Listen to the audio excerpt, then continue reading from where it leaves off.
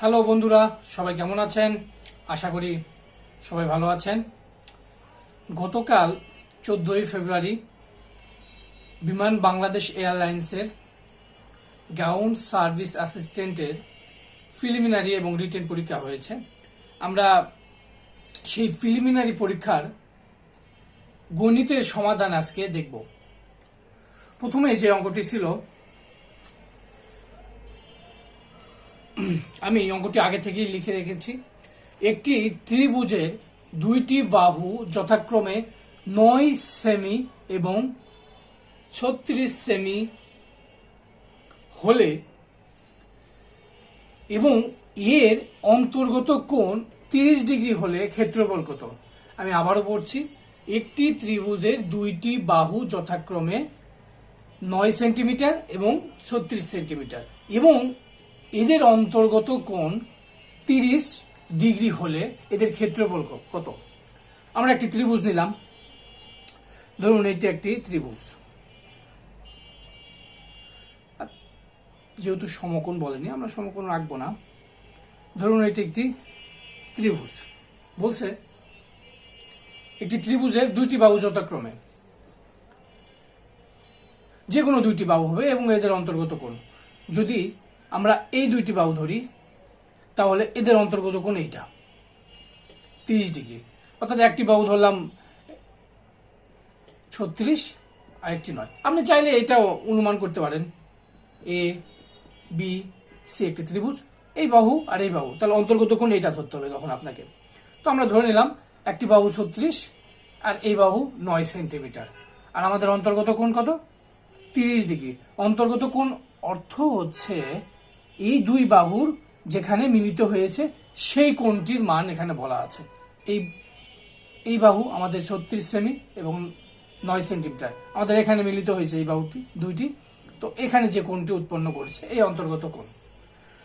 তো সাধারণত আমরা ত্রিভুজের সূত্র কি জানি, যে ত্রিভুজের ক্ষেত্রফলের নির্ণয় সূত্র।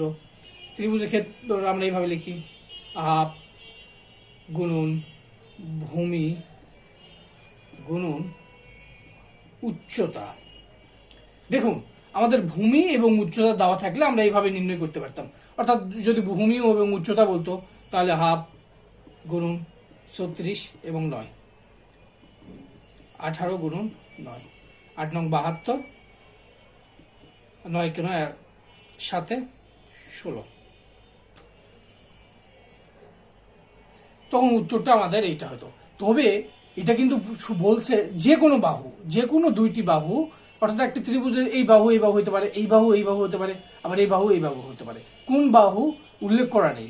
অর্থাৎ এটা ভূমি, আমরা ত্রিভুজ যখন ভূমি এবং উচ্চতা পাবো, অর্থাৎ ধরে নিলাম এটা ভূমি, এটা ভূমি, এইটা উচ্চতা, বা আপনি যদি ত্রিভুজটা এইভাবে অনুমান করেন এটা ভূমি, তখন এটা উচ্চতা।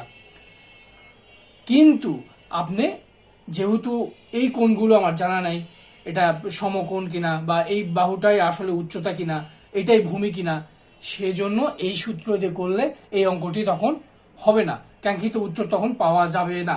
এজন্য আমাদের দুইটি বাহু এবং অন্তর্গত কোণ দেওয়া থাকলে আমাদের একটি ত্রিভুজের ক্ষেত্রফল নির্ণয়ের একটি সূত্র আছে, সেটি দেখতে হবে। যখন দুই বাহু এবং অন্তর্গত কোণ দেওয়া থাকে সেক্ষেত্রে ত্রিভুজের ক্ষেত্রফল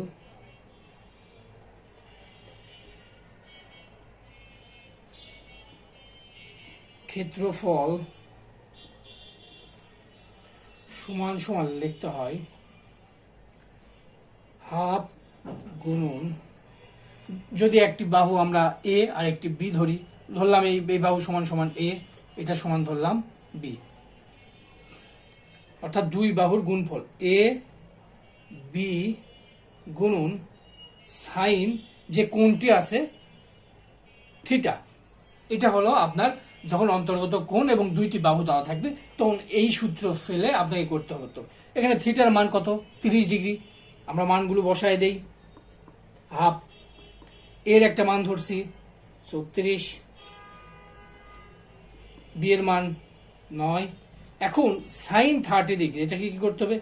সাইন এই থিটা সমান কোণ, তাহলে কত কোণ? 30 ডিগ্রি। তাহলে 30 ডিগ্রি। হাফ 36 গুণন 9 গুণন সাইন 30 ডিগ্রির মান।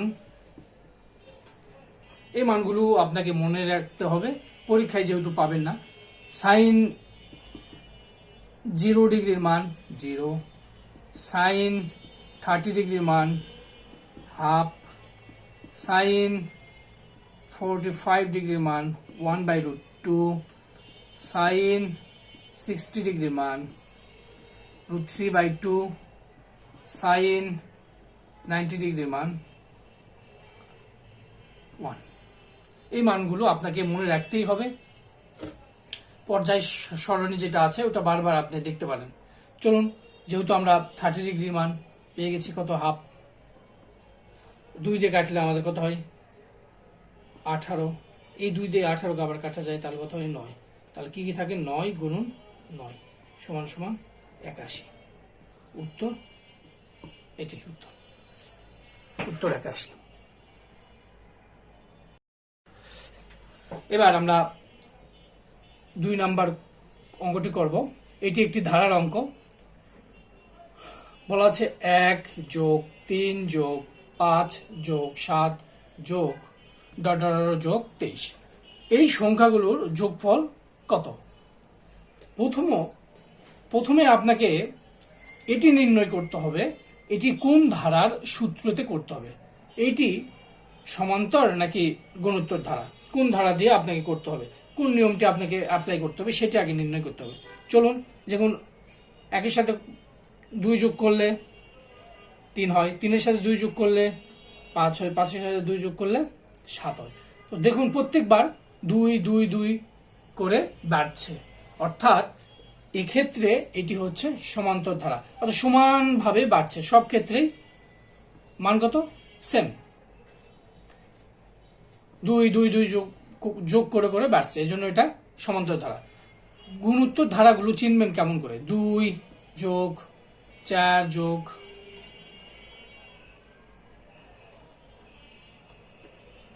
বাংলা ইংলিশে মিশাই যাচ্ছে, 4 যোগ 8 যোগ 16। দেখুন প্রথমে 2 থেকে 4 হয়েছে, 4কে আবার 2 দিয়ে গুণ করছে 8 হয়েছে, 8কে 2 দিয়ে গুণ করে 16 হয়েছে, অর্থাৎ 2 গুণ গুণ করে বাড়ছে।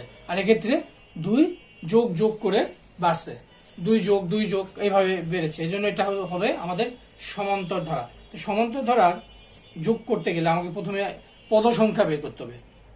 পদ সংখ্যা, এটি হলো প্রথম পদ, ধারার প্রথম পদ, এবং ধারার সাধারণ অন্তর অর্থাৎ পার্থক্য, সাধারণ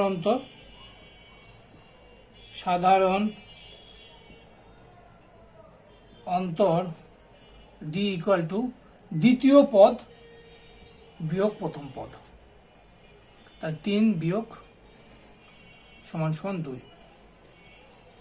তাহলে পদ সংখ্যা সমান আমাদের দেখতে হবে পদ সংখ্যার নিয়ম, এখানে কয়টি পদ আছে এটি আমাদের বের করতে হবে। তো এটি বের করার নিয়ম, শেষ পদ বিয়োগ প্রথম পদ ডিভাইডেড সাধারণ অন্তর যোগ 1। তাহলে শেষ পদ কত? শেষে কি পদ আছে? 23 বিয়োগ প্রথম পদ 1, সাধারণ অন্তর আমরা পেয়েছি 2 যোগ 1 সমান সমান 22 ভাগ 2 যোগ 1, 11 যোগ 1 সমান সমান 12। আমরা পেলাম পদ সংখ্যা, অর্থাৎ এখানে মোট কয়টি পদ আছে। আমরা চাইলে এটা যেহেতু অনেক ছোট গুণে গুণে করতে পারি, যে 1 3 5 7 9 11 13 এইভাবে বের করে আমরা গুনতেও পারি, তবে নিয়মটা এইরকম। এখন আমাদের বের করতে হবে সমষ্টি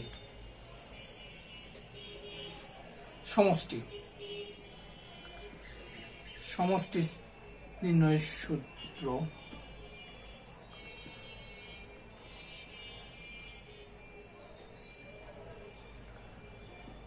পদ সংখ্যা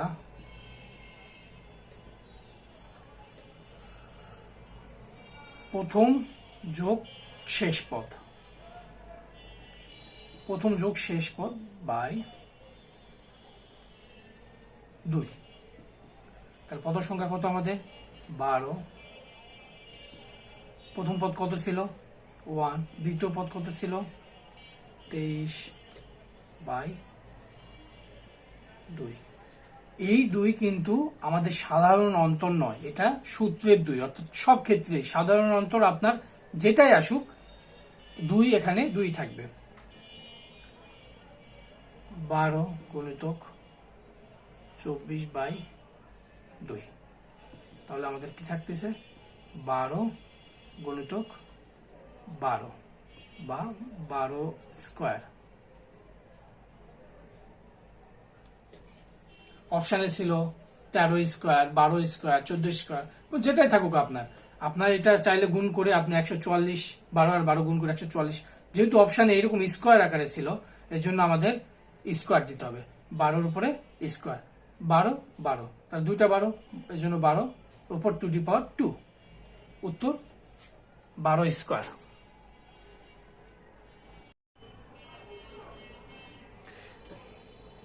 এবার আমাদের 3 নম্বর অঙ্কটি দেখব। X square minus x minus 12, x square minus x minus 12 equal to 0। এই সমীকরণের মূলদ্বয় নিচের কোনটি? এই সমীকরণটির মূলদ্বয় নির্ণয় করতে হবে, অর্থাৎ এই সমীকরণটা আপনাকে সমাধান করে সমাধানের সম্ভাব্য যে মানটি বের হবে সেটি এটির মূল হবে। অর্থাৎ মূল বলতে আপনার এই চলকের মানটা বের করতে হবে। চলুন আমরা নির্ণয় করি। এক্স এর মান বের করলে আমাদের অঙ্কটির অ্যান্সার বের হয়ে আসবে। আমরা মিডিল টার্ম অঙ্ক শিখেছি, বীজগণিতের অঙ্ক। এটা মিডিল টার্মের একটি অঙ্ক, মিডিল টার্মের মাধ্যমে আমরা এক্স এর মান বের করব। এক্স স্কোয়ার মাইনাস 12, এই সংখ্যাটি এমনভাবে ভাঙতে হবে যাদের গুণফল, এমন দুটি সংখ্যা বের করতে হবে আপনাকে, ওই সংখ্যা দুটির গুণফল 12 হবে এবং তাদের যোগ অথবা বিয়োগ ফল 1 হবে। যেহেতু এক্স এর পাওয়ার কিছু নেই, 1 আছে, এজন্য 1 হবে। তো এরকম 12 সংখ্যাটিকে কিভাবে ভাঙা যায়? এরকম 12 গুণন 12, আমরা দেখুন 12 গুণ 12, অর্থাৎ গুণ করে আমরা 12 পেয়েছি। তো 12-র সাথে যদি আমরা 1 যোগ করি 13 হয়, এখানে তো মিলছে না। আবার 12-র সাথে যদি 1 বিয়োগ করি তাহলে আমাদের 11 হয়, সেক্ষেত্রেও আমাদের এখানে 1 হতে হবে, মিলছে না, সুতরাং এটা হবে না। আবার 6 গুণন 2 সমান 12 হয়। এক্ষেত্রে দেখুন 6 আর 2 গুণ করে 12, অর্থাৎ প্রথম শর্ত আমাদের মিলেছে। দ্বিতীয় শর্ত ছিল এই দুটির যোগ অথবা বিয়োগ আমাদের 1 হতে হবে। যোগ করলে 6 আর 2 8 হয় এবং বিয়োগ করলে 6 থেকে 2 বাদ দিলে 4 হয়, অর্থাৎ 1 পাচ্ছি না আমরা, অর্থাৎ এটিও হবে না। এরপরে 4 গুণন 3, 3 আর 4 গুণ করলে কত হয়? 12 হয়, অর্থাৎ প্রথম শর্ত আমাদের মিলেছে। এখন আমরা দ্বিতীয় শর্ত, এখানে 1 হতে হবে, যোগ অথবা বিয়োগ। 4 এবং 3 যোগ করলে কত হয়? আমাদের 7 হয়। 4 এবং 3 যোগ করলে 7 হয়, সেক্ষেত্রে এখানে এই শর্তটা মিলে নাই। আরেকটি দেখা যাক আমরা বিয়োগ করে মিলে কিনা। তো 4-এর থেকে 3 যদি আমরা বাদ দিই তাহলে কত হয়? 1 হয়। তো এই ক্ষেত্রে আমাদের অঙ্কটি কিন্তু মিলেছে, অর্থাৎ এই মানটি 12কে আমরা 4 এবং 3 আকারে যদি ভেঙে দেখাই তাহলে এই মানটি মিলে যাবে। তো চলুন 4x প্লাস 3x মাইনাস 0, যেহেতু মাইনাস ছিল, মূল কোশ্চিনে কি ছিল? মাইনাস। আমাদের মাইনাসটা প্রাধান্য দিতে হবে, যাতে এদের যোগ বা বিয়োগ যেটা আসুক সেটা যেন মাইনাসে আসে। তো এই জন্য বড় সংখ্যার আগে আমরা মাইনাস রেখেছি, যাতে এই সংখ্যা দুটি বিয়োগ বা যোগ করার পর আমাদের যেন মাইনাস চিহ্নটি অবশ্যই থাকে এবং সাথে এদের যোগ বা বিয়োগ ফল 1 হয়। এক্ষেত্রে আমরা বিয়োগ করছি, বিয়োগ করে আমাদের ফলাফল 1 আসছে, 4 থেকে 3 বাদ দিলে 1, এবং 4-এর আগে যেহেতু মাইনাস চিহ্ন, 4 বড় সংখ্যা, যে সংখ্যার বড় তার সামনে যে চিহ্নটি থাকে পরবর্তী লাইনে সেই চিহ্নটি যাবে। এখন আমরা এটি কমন নিতে পারবো, এখানেও এক্স আছে, এখানেও এক্স আছে, তাহলে এক্স কমন নিতে পারি আমরা। তাহলে এক্স একটা নিয়ে নিচ্ছি এখান থেকে, তাহলে এখানে কয়টা এক্স আছে, এক্স এর স্কোয়ার মানে 2টি, তাহলে আমরা অলরেডি একটি নিয়ে নিচ্ছি, তাহলে হাতে থাকে আরেকটি, তাহলে আমরা সেইটি লিখলাম, মাইনাস চিহ্ন মাইনাস দিলাম। এখন এখানে 4 এবং এক্স 2টি আছে, আমরা অলরেডি একটা এক্স কমন নিয়ে নিয়েছি, তাহলে এখানে শুধু কি থাকে 4 প্লাস। এখন দেখুন এখানে এক্স নেই, এখানে এক্স আছে, তার মানে আমরা এক্স কমন নিতে পারবো না। এখানে 3 আছে, এখানে এই 12-র মধ্যে কিন্তু 3ও আছে 4ও আছে, আপনি 2 3 4 আছে, 6 আছে, 12 আছে, সুতরাং আমরা 3 যদি এখানে নেই তাহলে কি থাকে, তাহলে 3 আমরা কমন নিতে পারবো, যেহেতু এর মধ্যে 3 আছে, কারণ 12কে ভাঙলে আমরা 4 3 পাই, তাহলে 3 কমন নিলে এখানে 3 এবং এক্স, তাহলে আমাদের থাকলো এক্স মাইনাস 3, যদি 12 থেকে আমরা কমন নিয়ে নিই তাহলে কি থাকে শুধু 4 মাইনাস 4। মিডিল টার্ম এইভাবে করতে হয়। এখানে এইটা একটা, এখন দেখুন এই দুটার মধ্যে কিন্তু আবার কমন যায়, এক্স মাইনাস 4 এক্স মাইনাস 4, তাহলে আমরা কমন নিলাম এক্স মাইনাস 4, তাহলে এখানে এক্স মাইনাস 4 নিলে কি থাকে, এক্স থাকে, এখানে এক্স মাইনাস 4 নিলে কি থাকে 3 থাকে, প্লাস 3, শুধু 3 না প্লাস 3, মিডিল টার্ম এইভাবে করতে হয়। দেখুন এখন হয় দ্বারা আমরা করতে পারি যে এক্স মাইনাস 4 ইকুয়াল টু 0, এবং অথবা এক্স প্লাস 3 ইকুয়াল টু 0। তো এক্স যদি ওই পাশে যায়, সমান চিহ্ন ওই পাশে গেলে মাইনাস থেকে প্লাস হবে, এবং এক্স যদি এখানে প্লাস আছে ওই পাশে গিয়ে মাইনাস 3 হবে। তাহলে আমাদের উত্তর কত বেরোলো, এক্স এর মান একটি 4 একটি মাইনাস 3, তাহলে 4 মাইনাস 3 এটি ছিল অ্যান্সার।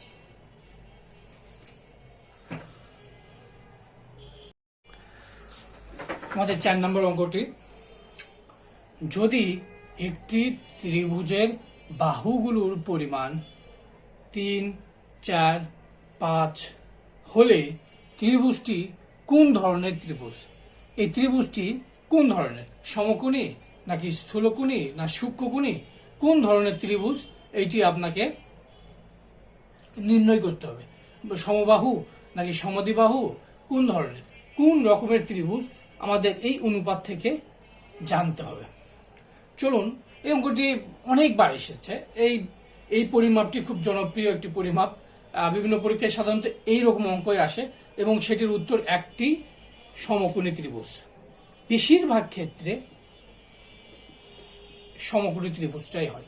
তো সমকোণী ত্রিভুজ হওয়ার কারণ, আপনি চাইলে শর্টকাট এই রুলসটি মনে রাখতে পারেন, 3:4:5, 6:8:10, 12 9:12:15,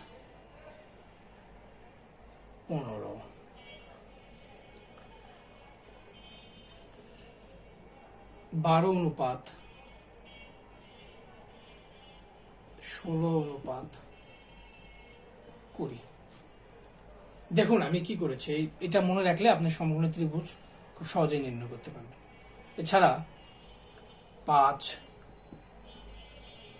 12 13, দেখুন 8 15 17, এই অনুপাতগুলো থাকলে আপনাকে বুঝে নিতে হবে এটি সমকোণী ত্রিভুজ। কেন সমকোণী ত্রিভুজ? সমকোণী ত্রিভুজের পিথাগোরাসের একটি উপপাদ্য আছে, উপপাদ্যটি হলো, সমকোণী ত্রিভুজের পিথাগোরাসের একটি উপপাদ্য আছে, উপপাদ্যটি হলো, সমকোণী ত্রিভুজের সমকোণী ত্রিভুজের পিথাগোরাসের একটি উপপাদ্য আছে, উপপাদ্যটি হলো, সমকোণী ত্রিভুজের সমকোণী ত্রিভুজের উপপাদ্য দুটি হলো অতিভুজ সমান স্কয়ার ভূমি স্কয়ার প্লাস লম্ব স্কয়ার।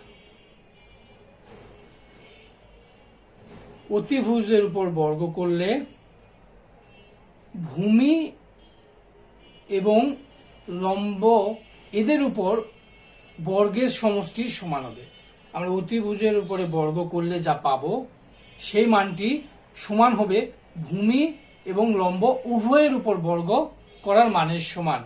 দেখুন এখানে 3, 4 এবং 5, বড় যে সংখ্যাটি সেটি সবসময় অতিভুজ হয়, সবসময় অতিভুজ। তো 5-এর বর্গ করলে আমাদের হয় হচ্ছে 25, 5-এর বর্গ করলে 25।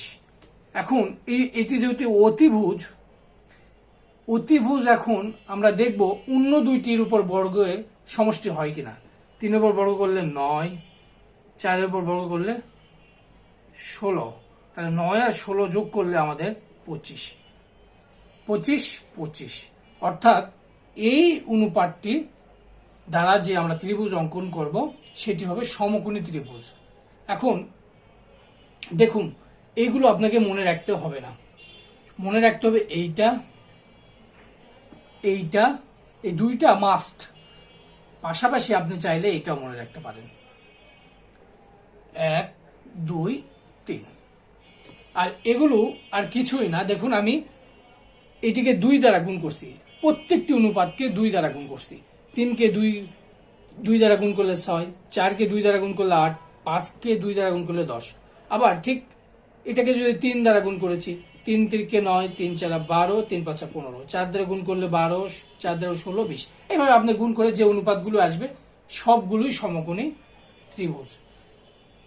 এই জন্য আপনাকে এই অনুপাতটি গুলো মনে রাখতে হবে, মনে রাখতে হবে এইটা, এইটা এবং এইটা। দেখুন এইটা হয় কিনা। দেখুন বড় যে অনুপাতটি থাকবে সেটি সবসময় অতিভুজ।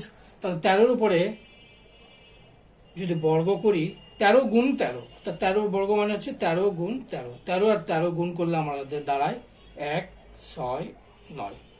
দেখুন এগুলো মান আমি অঙ্ক করতে করতে আমার এক প্রকার মুখস্থই বলতে পারেন, মুখস্থ হয়ে গেছে। তো 13 আর 13 গুণ করলে 169 হয়। এখন দেখুন এই মানটি অপর দুই যে অনুপাত দেওয়া আছে এদের প্রত্যেকটির বর্গের সমান হয় কিনা। 5-এর উপর বর্গ করলে, যেহেতু জায়গার সংখ্যাটা আমি একটু মুছে দিই, আমাদের 5-এর উপরে বর্গ করলাম, 5-এর উপর বর্গ করলে দাঁড়ায় 25, 12-এর উপর বর্গ করলে দাঁড়ায় 144, 144 যোগ 25 সমান সমান 169, মিলে গেছে।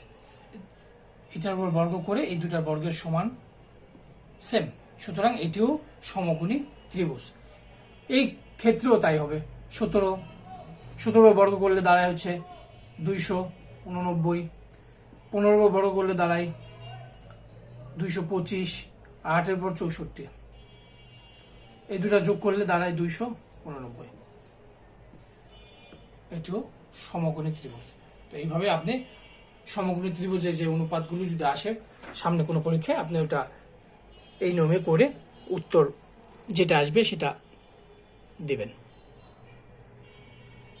5 নম্বর অঙ্কটি log 10, এদের বেস 10 এবং পাওয়ার 100 হলে x এর মান কত। একদম সহজ অঙ্ক। log আমাদের বেস অনুসারে আমাদের এই পাওয়ার যেটি থাকবে সেটিকে কাজ করতে হবে।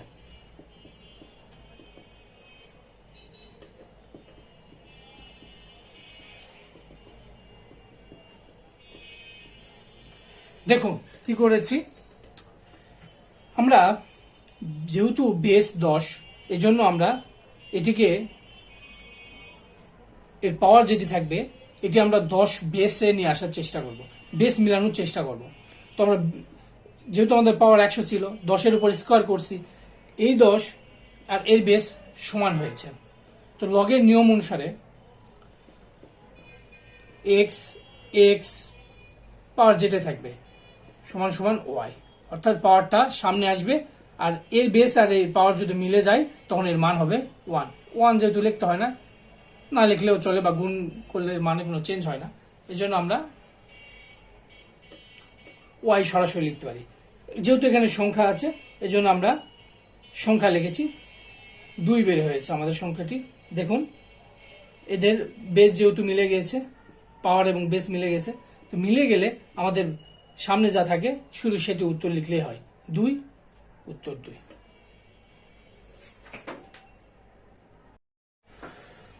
এবার আমাদের 6 নম্বর অঙ্ক। দেখুন একদম সহজ একটি অঙ্ক, তবে হয়তো পরীক্ষায় অনেকেই প্রথমে ঘাবড়ে গিয়েছে, সরাসরি অঙ্ক করতে শুরু করেছে, এজন্য হয়তো অনেকে ভুলও করে থাকতে পারেন। এক্স স্কোয়ার মাইনাস 1/x² = 4 হলে এই সমীকরণটির চলকের ঘাত কত? আমাদের চেয়েছে এই চলকটির ঘাত কত। দেখুন x² - 1/x² = 4, এই অঙ্কটির আমাদের কোনো সমীকরণ, কোনো ক্যালকুলেশন কিছুই করার প্রয়োজন নেই। দেখুন ঘাত বলতে এদের পাওয়ার, ইংলিশে আমাদের পাওয়ার বলি না, x², x⁻³ x⁻⁴, এই পাওয়ারটি ঘাত, এই পাওয়ারটিকে বাংলায় ঘাত বলে। তো এক্স এর উপরে সর্বোচ্চ সংখ্যা কোনটি আছে?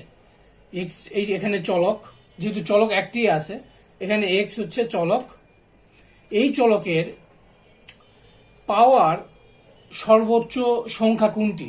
2। 2 এর উপর কোনো সংখ্যা আছে? নেই, সুতরাং এর উত্তর অনলি 2।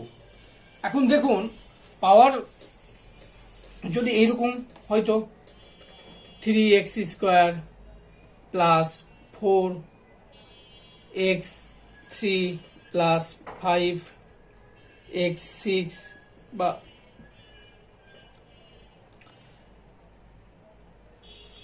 এখন এক্ষেত্রে ঘাত কত? সবসময় মনে রাখবেন আমাদের চলক এখানে কিন্তু x5 নয়, x4 নয়, x3 নয়, তো আমাদের চলক x, এই চলক এবং চলকেরই ঘাত থাকে। চলকের ঘাতের কথাই আপনাকে জানতে হবে, বা আপনাকে হয়তো জিজ্ঞেস করবে, বা উত্তর আপনাকে করতে হবে। তো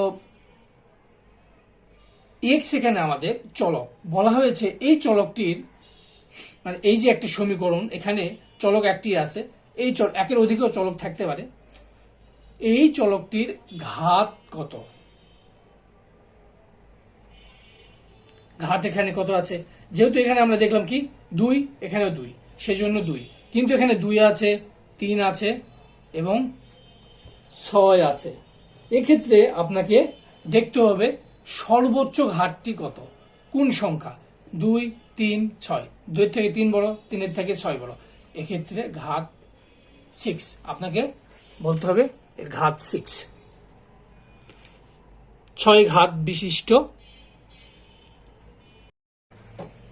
এবার আমরা 7 নম্বর অঙ্কটি দেখব। 9x² + 16y² এর সাথে কত যোগ করলে যোগফল পূর্ণবর্গ সংখ্যা বা পূর্ণবর্গ রাশি, যেহেতু এটি একটি রাশি এজন্য রাশি বলেছে, সংখ্যার ক্ষেত্রে সংখ্যা রাশি হবে। আবারও বলছি 9x² + 16y² এর সাথে কত যোগ করলে যোগফল পূর্ণবর্গ রাশি হবে? আমরা সংখ্যার ক্ষেত্রে দেখি, 25 একটি সংখ্যা নিলাম, এটিকে আমরা 5 × 5 = এটিকে কিভাবে দেখানো যায়? এই 25 সংখ্যাটিকে বর্গ আকারে দেখানো যায়, সুতরাং এই সংখ্যাটি হবে পূর্ণবর্গ সংখ্যা। যেমন আমরা আগের অঙ্কতে 225 15-এর উপরে বর্গ, তো এটি একটি পূর্ণবর্গ সংখ্যা। তো এক্ষেত্রে আমাদের রাশি বলছে, আমাদের রাশিটি দেখি 9x² + 16 ওয়াই স্কোয়ার। তাহলে আমরা 9কে এবং 9কে যদি আমরা বর্গ করি তাহলে কত হয়?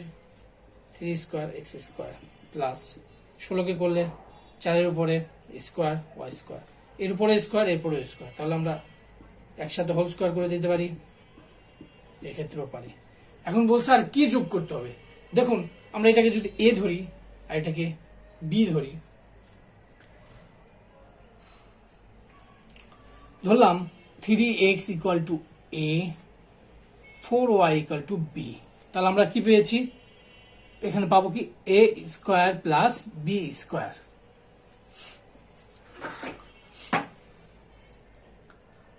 দেখুন তো এর সাথে আর কি যোগ করলে এটি একটি পূর্ণ বর্গ আকারে দেখানো যাবে, এই দুইটি চলককে পূর্ণ বর্গ আকারে দেখাতে পারবেন। আপনারা কিন্তু এই সূত্রটি অনেক পপুলার এবং জনপ্রিয় একটি সূত্র, কমন, সবাই পারে। 2ab plus B square, A square plus 2ab plus B square সমান সমান কি লেখা যায়? A plus B whole square. ভালো করে খেয়াল করুন, চলক দুইটি কিন্তু আমাদের এবার কি হয়েছে? হোল স্কোয়ার, অর্থাৎ বর্গ হয়েছে। এই দুই চলক আমাদের কি হয়েছে? বর্গ আকারে আমরা দেখাতে পেরেছি, বর্গ আকারে। এখানেও কিন্তু দুটার উপরে স্কোয়ার আছে, কিন্তু পৃথক পৃথক আছে। বলছে দুইটি বর্গ আকারে দেখাতে, পূর্ণ বর্গ। এই দুইটি সংখ্যার যোগফলকে আমরা যখন বর্গ আকারে দেখাতে পারবো তখন এটা পূর্ণ বর্গ হবে। তো আমরা এ, এটা বি, তো এক্ষেত্রে আমাদের কি লেগেছে? যোগ করছি 2ab, 2ab, কিন্তু এর মান কত আমাদের? তাহলে আমাদের শুধু কি যোগ করতে হয়েছে? 2ab। তাহলে 2ab, 2 গুণন এর মান কত? a সমান 3x, যেহেতু এখানে a সমান 3x, b সমান 4y প্লাস 4y, তাহলে 3 দুগুণ 6, 3 দুগুণ 6, 4 6 24, 24xy, xy। তাহলে আমাদের 3x square plus 24xy plus 4y whole square সমান সমান 3x প্লাস 4y। এটি কিন্তু এই সূত্রতে পড়ছে, a স্কোয়ার প্লাস 2ab। কিভাবে? আপনি 24কে যদি ভাঙেন এখানে ভাঙতে পারবেন, 3x square plus 2 into 3x into 4y, 3 দুগুণ 6, 4 6 24, আর xy মানে অর্থাৎ এই মানের কোনো পরিবর্তন হচ্ছে না, প্লাস 4y হোল স্কোয়ার। এইভাবে আপনি অঙ্কটির নির্ণয় করতে পারবেন এবং উত্তরটি হলো 24xy, 24xy।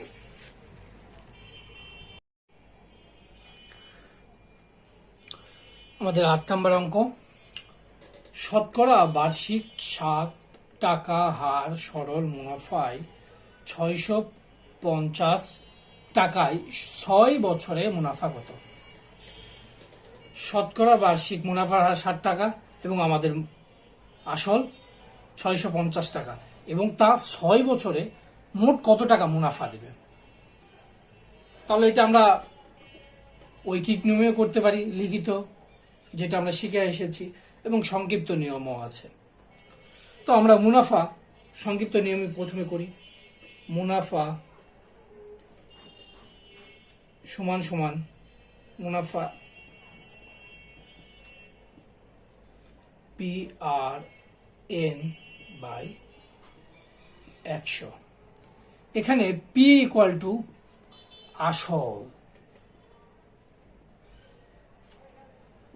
R equal to সুদের হার, সমান সমান 7%। বার্ষিক 7 টাকা বলছে, অর্থাৎ 7%। P আসল সমান 650 এবং N মানে বছর, বছর সমান সমান 6। এই মানগুলো আমরা বসায় দিলেই উত্তর বের হয়ে যাবে। P আসল 650, আর 7, N 6, নিচে 100, শূন্য এই শূন্য কাটা, এই শূন্য এই শূন্য কাটা, 5 দিয়ে আমরা যদি কাটি তাহলে নিচে 2, 5 দিয়ে যদি উপরে কাটা হয় 13, 2 দিয়ে 6 কে কাটলে 3। এখন আমরা এগুলো গুণ করব, 13 গুণন 7 গুণন 3, 3 7 21, তাহলে 13 গুণন 21। এখন আমরা 21 এবং 13 গুণ করব। দেখুন আমরা এই গুণটি খুব সহজে এক লাইনে করব। আমি আমার পূর্বের ভিডিওতে দেখিয়েছি, আমি আবারও দেখাচ্ছি। প্রথমে আমরা এটি আর এটি গুণ করব, 3 আর 1 গুণ করলে কত হয়? 3 1 3। তারপর আমরা আর গুণ করে যোগ করব, 3 দ্বিগুণ 6, 1 1 এই 1 আর 1 গুণ করলে 1 হয়, তাহলে 6 আর 1 7। এবং লাস্টে আমরা এই দুইটি গুণ করব, 2 1 2, তাহলে উত্তর আসছে 273।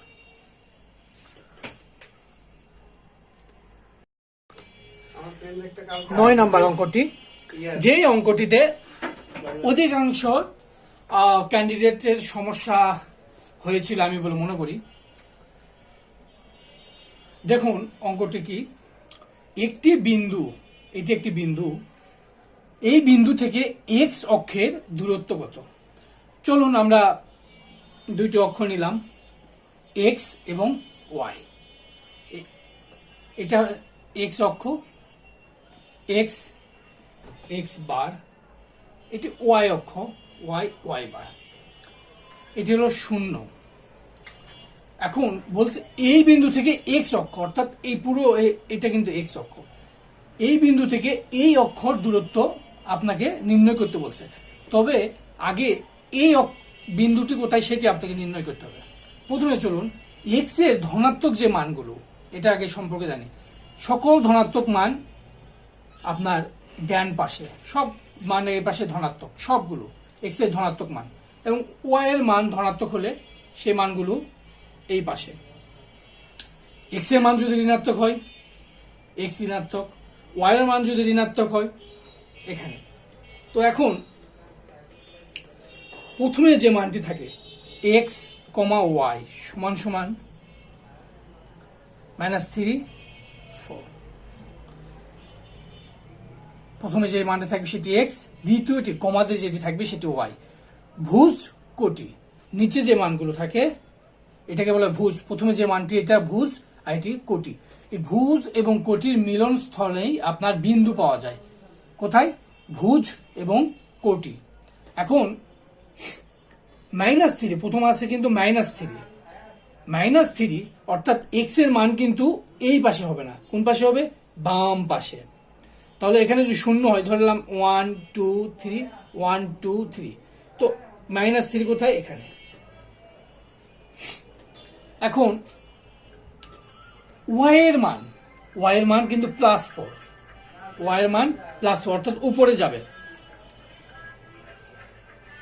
1 2 3 4 ধরলাম, অর্থাৎ ওয়াই এর মান এই সোজা এই রাশিতে হবে ওয়াই এর মান। এখন আপনার এই ভুজ থেকে এই কোটির মান যেটা বেরোচ্ছে সেই পর্যন্ত আমরা যে রেখাটি পাবো এটি হচ্ছে এর দূরত্ব, এক্স অক্ষের দূরত্ব। তো এখানে যে বিন্দুটি আমরা পেয়েছি, অর্থাৎ প্রথমে আমরা যাব এক্স এর মান 1 2 3 -3, তারপরে আমরা দেখব 1 2 3 4, ওয়াই এর মান যেহেতু 4 বলছে আমরা 4 নিলাম, +4, -4 বললে কিন্তু আমাদের নিচে আসতো মান, তখন নিচে এসে মিলতো। তো বিন্দু দুইটি আমরা কোথায় মিলছে? দুইটি এখানে এসে আমরা একটা বিন্দু পেয়েছি। এখন বলছে বিন্দু আমরা পেয়ে গেছি -3 4। এই বিন্দু থেকে এক্স অক্ষের দূরত্ব কত? আমাদের যে এক্স অক্ষ মানে এই অক্ষ, এখান থেকে এই অক্ষের দূরত্ব কত? এই বিন্দু থেকে এই অক্ষে তো দূরত্ব এই বিন্দু থেকে কত আমরা একটু আগে পেয়েছি? 1 2 3 4, তাহলে কত? 4। যদি আপনাকে ওয়াই অক্ষের দূরত্ব বলতো, এখানে বলতো যে ওয়াই অক্ষে এক্স না বলে ওয়াই বলতো, তখন হয়তো আপনার কিন্তু -3 ওয়াই অক্ষ। এই বিন্দু থেকে ওয়াই এর অক্ষের দূরত্ব কত? এখান থেকে, অর্থাৎ এখান থেকে এখানে এইভাবে আসতো, তাহলে কত? 1 2 3, এটা উত্তর কিন্তু 3 আসতো। এই থেকে এখানে দূরত্ব 3 ওয়াই এর, আর এই বিন্দু থেকে এখানে এক্স এর দূরত্ব। এইভাবে আপনার এই স্থানাঙ্ক দূরত্বগুলো মাপতে হয়।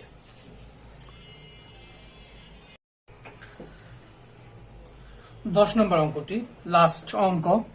একটি আয়তক্ষেত্রের দৈর্ঘ্য 12 সেন্টিমিটার এবং প্রস্থ 5 সেন্টিমিটার হলে এর একটি কর্ণের দৈর্ঘ্য, আমাদের কর্ণের দৈর্ঘ্য বের করতে বলছে।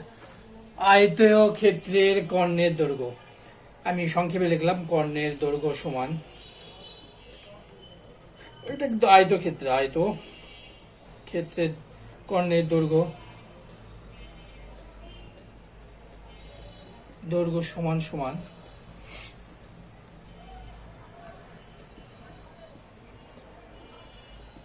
দৈর্ঘ্য স্কয়ার প্লাস প্রস্থ স্কয়ার,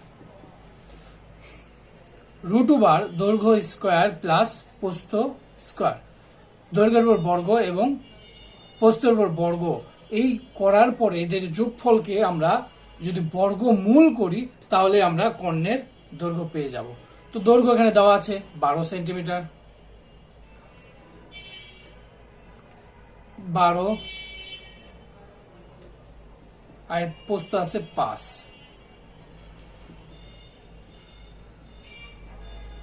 12 উপর করলে 144, 5 এর উপর 25,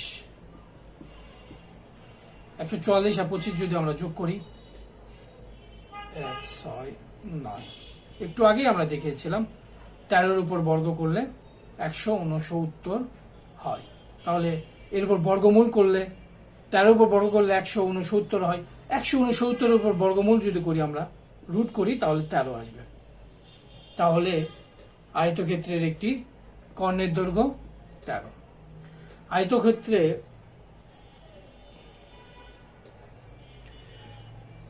দুই কর্ণই সমান, অর্থাৎ আয়তক্ষেত্রের কর্ণ দুইটি পরস্পর, এই কর্ণ যেমন পরিমাণ, এই কর্ণটিও সেই পরিমাণে হবে আয়তক্ষেত্রের ক্ষেত্রে। এই জন্য যেহেতু অ্যাক্টিভে রয়েছে, এখানে অ্যাক্টিভ যদি নাও লেখা থাকতো, তাহলে যদি শুধুও বলতো কর্ণের দৈর্ঘ্য কত, তাহলে উত্তর 13ই আসতো। ধন্যবাদ সকলকে। যদি ভিডিওটি আপনাদের ভালো লাগে অবশ্যই সাবস্ক্রাইব করবেন এবং লাইকস এবং কমেন্টস দিয়ে পাশে থাকবেন।